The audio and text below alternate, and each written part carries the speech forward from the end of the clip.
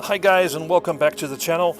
Today let's talk about Death Trash. This is an early access title made by a team of 3 people who've been working on this for the past 5 years. They've created this top-down isometric RPG set in a post-apocalyptic cyberpunk world where for some reason flesh or meat seems to be the main attraction for some reason. Again, I don't know why, but it is intriguing. The early access build doesn't have a lot of context yet. The developers are working on the main story elements, so I gathered from the official Twitter feed. I got this early build for free by the developer, so thanks for that. So this is a little disclosure, but doesn't mean I won't be critical about this game. This game does remind me of the classic Fallout 1 and 2 games, and more recently the game Under Rail, but Death Trash definitely has its own look and feel. I mean, the pixel art is gorgeous to look at. Most locations look and feel distinct, although you will see some repetition in the assets around the locations. But that's to be expected from a small team of developers. I mean, you can't just custom made everything in a game.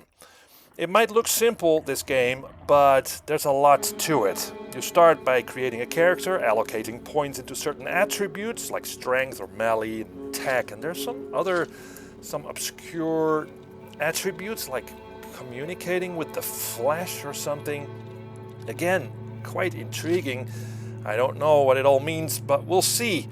Now, the overworld of this game is quite large, and it promises a lot of different locations for you to explore, because that's what you do in this game. You explore these dungeons or mazes, much like in the Fallout and Under Rail games. Within the dungeon, you might find an interesting character to talk to, get a quest from, and interaction with characters can be quite humorous. And that's always a plus in my book. I mean, the game doesn't take itself too serious. There are merchants and other folk that offer services. For instance, you can find a person who can respec your character. So if you made a mistake there, things can be remedied. There are fast travel points within a dungeon, so you can quickly get back to an earlier location, keeping the wandering around to minimal, because that's what the older games sort of suffered from, a lot of wandering around. Also, you collect trash or parts to deconstruct into smaller elements that you can use to craft items. So there's sort of a rudimentary crafting system in this game.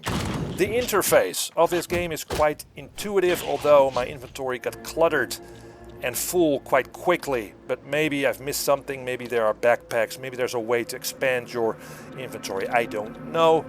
I think this will be addressed in further updates. Combat. A large aspect of this game is the combat. You have melee combat and gunplay. So you'll find in the world various clubs and swords and pistols and shotguns and that sort of thing. The character automatically switches to guns when the enemy is on a distance, or to melee when closer by. So no messing around in your inventory looking for the right weapon to use, which I found really very comfortable. I don't know why other games didn't implement this, but it's really very nice that you don't have to switch around the weapons. Combat is fun, though not very deep. There are certain factors that come into play, like guns require reloading. So you have to take that into consideration when attacking. You can't just pew pew pew all the enemies like that. Also, you can roll, but that will drain your stamina. Again, something to take into consideration. The combat, as I said, is not super deep. Enemies will simply follow you around relentlessly. They'll find you. They will seek you out. But they don't act super intelligent in any way, so it's really up to you to find the right rhythm to dispose of them, basically. So that means you hack with a melee weapon, you roll back, you hack again, you roll back, that sort of thing. There's no blocking or taking cover in this game, so you pretty much have to play it smart and not taking too many enemies on at one time and just perfecting your roll.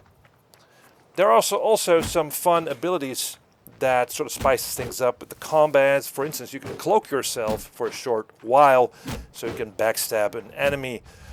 But that's not always easy to pull off because these enemies have a certain line of sight, and when there are more enemies at one place, you will easily be spotted.